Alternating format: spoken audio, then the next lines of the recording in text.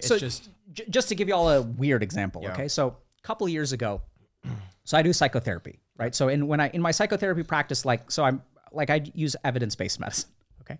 So sometimes patients come to me for this stuff, but like even when I teach it, I'm very clear with them that this is not like, there's no scientific evidence of this. So with meditation and stuff, I'll say, this is what we know scientifically. This is what the traditions have been saying for thousands of years. This is what I feel confident about from a clinical perspective. If you're curious about exploring the rest of it, I'm happy to teach you, but just understand that there's no scientific evidence behind what I'm going to say next, okay? So I've had a couple of patients that have had like lifelong mental disorders. And the weird thing is that I had this one patient and she's amazing and has taught me so much. And then so she's had anxiety her whole life. And so I'm teaching a class somewhere and someone comes up to me after the class and they're like, hey, I really loved what you taught us. Is there any chance you'd be willing to see my wife? Would you do a consult or something? And we have a professional relationship. So I was like, sure. And so this person has had anxiety for many, many, many, many years. And has also been in clinical treatment for many, many years. And she's doing fantastic. Is doing really well, is well on the track to partner at her particular firm, is professionally successful, has kids, is happily married, everything's great, going great. And so after a while, so she's curious about this sort of spiritual stuff, and we're doing some level of psychotherapy, but she also has other clinicians that she works with. And then one day she's kind of like, hey, can I tell you something I never told anyone? And I was like, sure, right? You're therapist, you can do that. And she's like, I haven't even told any of my other therapists this stuff. And I was like, oh, okay. Right. But not really. I was just like, yeah, tell me. Because we were in a particular space in therapy where it's not exciting or anything. And then, so she starts telling me about these memories that she has.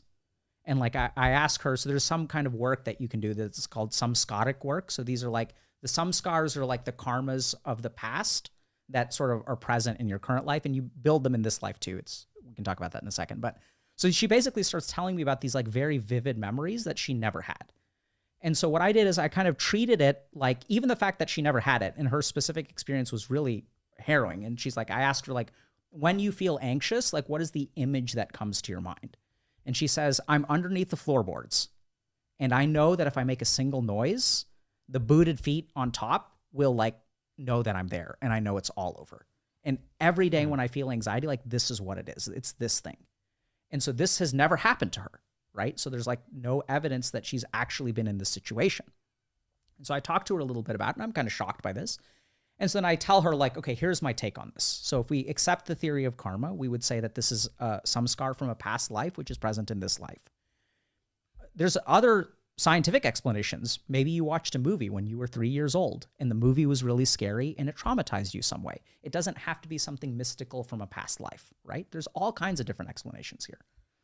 At the same time, what do you feel about psychotherapizing that trauma, right? What if we work with whatever that emotional, mental energy is? And this is what I think is unsafe territory in terms of science is just sort of saying okay, once something exists in the mind, who knows where it came from, but you can metabolize that thing. You can heal that trauma. We do that and she gets way better. So now I come out of that experience and I start to wonder a little bit about what do I need to learn from this, right? Does this mean that karma is real? No, actually, we have no evidence that karma is real. But we have one really interesting clinical hypothesis. And that clinical hypothesis turned into a question that I started asking patients, which is, hey, do you have any traumatic experiences that never happened? Do you want to talk about those? And oh my God, the number of people that will talk about this stuff, if you and they're yeah, this is crazy, but I have these impressions, I have these memories. People think that this is all some people think these are repressed memories. But it's been really interesting therapeutically. And there's actually some some very low quality evidence, if I really am being fair about it, that, I'm not the only one. There have been multiple psychotherapists and psychiatrists that have sort of made this discovery and have worked with memories that don't exist. Now, that's what we know, is that the memory doesn't exist, or that the event did not happen.